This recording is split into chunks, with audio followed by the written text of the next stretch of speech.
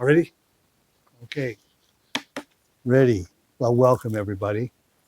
Good to see you. Merry Christmas. Happy holidays. Happy Hanukkah. Welcome to the new year. Happy New Year. Good time of the year. I want to talk a little bit about right now, right here. I can switch that around either right here or right now. It goes equal both ways. Now, the year end is close and the beginning of a new year's coming on.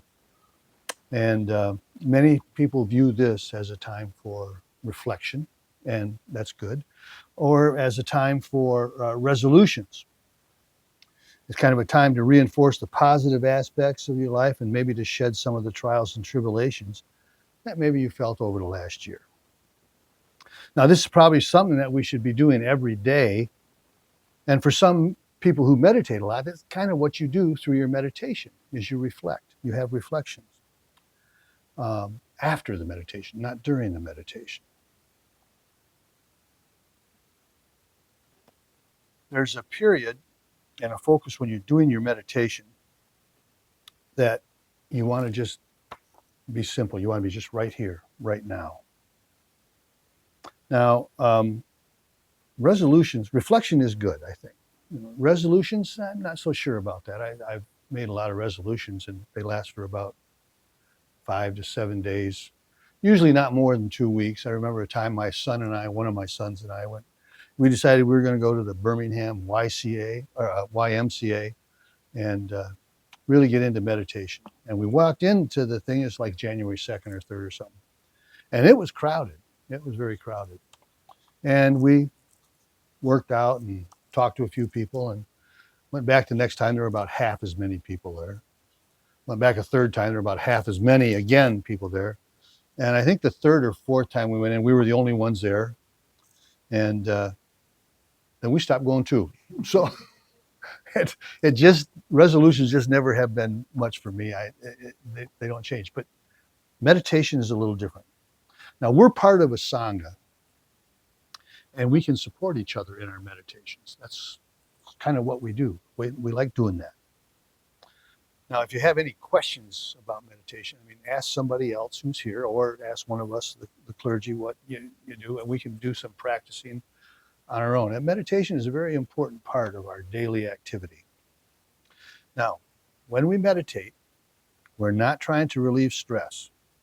We're not trying not to think. A lot of people, I can't meditate because I'm thinking all the time. You're thinking all the time anyway, whether you meditate or not. Thought is, if you're human, you're thinking. And I've taught a couple of meditation classes where the people come say, well, I thought that meditation was just not thinking. I don't follow that program, okay? You're going to think. We're not trying to escape our situation, and we're not trying to change the world. Meditation's objective is simply to be present here, to be present now, right here, right now. That's all. Don't overcomplicate it. Right now, right here is the whole enchilada. Although, an aside for the enchilada, if you go to the El Dorado up on Auburn Road and Squirrel Road, you can get a really good enchilada there. That's a new restaurant that we found out. Don't put substantial pressure on your meditation. People think, I got to meditate, I'll feel so much better. Well, maybe you won't. The fewer expectations we place on our meditation practice or our attempts to practice, the more likely the benefit that'll yield. It's kind of a paradox. Now, if you're struggling with meditation, discuss your struggles with others, with us, with anybody here, and get a viewpoint that might be a little bit different than your own. Viktor Frankl was a psychiatrist from the 30s, 40s. He was in a concentration camp for years, and he wrote a book after he got out of the concentration called Man's Search for Meaning. And one of the things that he says in his book, which I found to be very important and very meaningful, he says, don't aim at success. The more you aim at it and make it a target, the more you are going to miss it. For success, like happiness, cannot be pursued. It must ensue. And it only does so as an unintended side effect of one's personal dedication to a cause greater than themselves, or by a product of one's surrender to a person greater than oneself. Happiness must happen. And the same holds for success. You have to let it happen by not caring about it. That is really hard. That I struggle with that a lot. I'm letting you all know that. But success will follow you precisely because you forget to think about it. So says Viktor Frankl. And I think that's a lot of what meditation is. The more you expect out of meditation, the more you want out of meditation, the less you're going to get out of it. Again, a paradox. Now, many meditators are trying to relieve stress. They're trying to relieve anxiety or feelings of inadequacy or discomfort, because these stresses, these anxieties, they're controlling you. They're controlling your actions. And there's nothing wrong with using meditation to try to control anxiety or stress, but that's not the key item. You can't over-manage your expectations about meditation. And when you try to get it to relieve you from anxiety or depression or something like that, that's not what it's intended for. Those things will ensue if you do the right things with everything, with your meditation and everything. Meditation, and the reason you don't try to overmanage your expectations is because meditation fosters an attitude of letting go. And letting go is a critical part in our philosophy, if you will. Now, science is revealing many benefits that are available through meditation, but these benefits, again, like everything else, have to ensue. They cannot be pursued so strongly that on your thinking mind, and they can't be on your mind all the time. And like I said, it is a paradox, but so much Buddhist philosophy is kind of a paradox. And so you just have to go with that. The more you think about something, the more power you give it. So the more you're thinking about your anxiety or your depression or even your goodwill or whatever, the more you think about it, the more power you give it. Now, Daniel Siegel, again, he's a doctor, he's a surgeon, or a physician. He studied mindfulness for decades. He's the co-director of the UCLA School of Medicine Center for Culture, Brain, and Development. Now, studies of the brain are uncovering more and more about neuroplasticity and the beneficial impact on neuroplasticity when people meditate. A practice of meditation, even for only 15 or 20 minutes a day, can be seen physically to influence neuroplasticity in people in the studies that they've done. And a lot of the studies at UCLA, University of Wisconsin in Madison is a big center that does a lot with Richie, I think his name Richie Davidson and some others there, but they've studied it a lot. Daniel Siegel says that the neural firing, wherever your intention goes, that is where the neural firing goes. When your attention is on the here and the now, the neural firing is on the present moment. And here and now is more defined in that present moment when you're meditating. You're practicing living here and now. You're centered here and now. Again, another gentleman very big into the meditation, obviously, and you've probably all heard of him, is Jon Kabat-Zinn.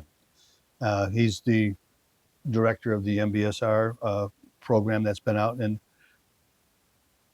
the MBSR is a program aimed at helping people with physical ailments or medical issues that can create a great deal of stress and unhappiness. So he's doing it for a specific purpose of, relieving stress for these people who have medical conditions.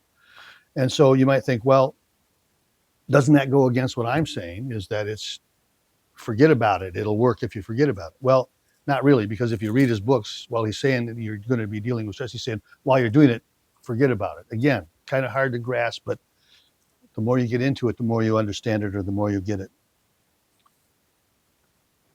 He's not saying that it's a contradiction. Now, his comments are more accurately support the Viktor Frankl attitude, or the philosophy of self-forgetting. His teaching of meditation reduces the focus on stress and anxiety and increases the focus on the here and now. And it's that focus on the here and the now that reduces the focus on the stress, to let it naturally occur. Now, meditation is best thought of as a way of being rather than as a technique or a collection of techniques. Um, just be. Meditation is not relaxation spelled differently. And I think that came from John Kabat-Zinn's book too. I didn't think of that. He did. So meditation is simply here and now. The experience is here and now and without judgment. That's one of the most difficult aspects of my meditation is the meditating without judgment. I tend to be a little judgy. So certainly for me, it's the most difficult aspect of the meditation because I move towards judgmental interpretation of just about everything. But be aware of the cause of our judgment. Our judgmental interpretation of everything is based upon our history, our experience, our thinking, our past actions, our personalities. It is in part based on who we are. We have to come to the realization that our interpretation of everything is not what is, but what we think it is. Now, should life be big and glorious and grandiose, or should it just be? Now, for the person who wants to be the big, the grandiose, and the manifestation of reputation, life can have a lot of disappointments. Now, these disappointments may negatively impact loving kindness, compassion, sympathetic joy, and peacefulness. You are chasing something outside of yourself. And mindfulness helps us to be aware that happiness is an inside job. It's between the ears. For the person who is comfortable with just being, the lack of attachment, the lack of missing something big, and the acceptance of what is makes for a pleasant realization that things are as they should be. Just being doesn't attempt to do anything profound, and it certainly doesn't mean that you don't impact your surroundings significantly. Maybe the impact of the quality of life for those around them maybe the impact of the quality of life for those around them more than 100 individuals who are attempting to leave their mark on everything from buildings to historical references. There's a sense of insecurity permeating the thinking of many of those who want to be well known or have to be well known. And this sense of security can be downright dangerous. Meditation is not aimed at developing a philosophy or a life or a mind. It's not about thinking at all. It's about keeping things simple. Right now, in this moment, do you see? Do you hear? In the initial moment of seeing, there is only seeing. For a brief period, there's only the seeing, and then the judgment takes over. There's just the hearing when you just hear. Right here, right now, we pay attention to our senses. What do I see? Let it go. What do I hear? Let it go. What am I thinking? Let it go. What do I feel? Let it go. Just let it go. Let it all go. Just sit and observe this moment. A lot of what I'm saying is a lot easier to say than it is to do. That's why we call it the practice of meditation. You're practicing. Thank you.